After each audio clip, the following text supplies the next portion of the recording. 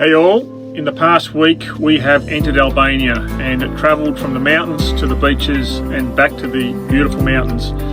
We have had to contend with over 100 mil of rain which laid us low for a few days, but in the time we've been here we've seen some amazing country and some really interesting sights. They included some Cold War relics which comprised of a secret tunnel to hold the Communist Leadership Party in the event of a nuclear attack and no one else, and some submarine bunkers carved into the coastline which were just awesome to see. We've also sampled some tasty local food and witnessed traditional farming techniques including shepherds tending their goats and sheep. Albania was also home to some incredibly narrow roads and thousands of speed humps which has made driving a real challenge. Next on the agenda is the peaks of the Balkans hike which crosses through Albania, Kosovo and Montenegro. Stay tuned.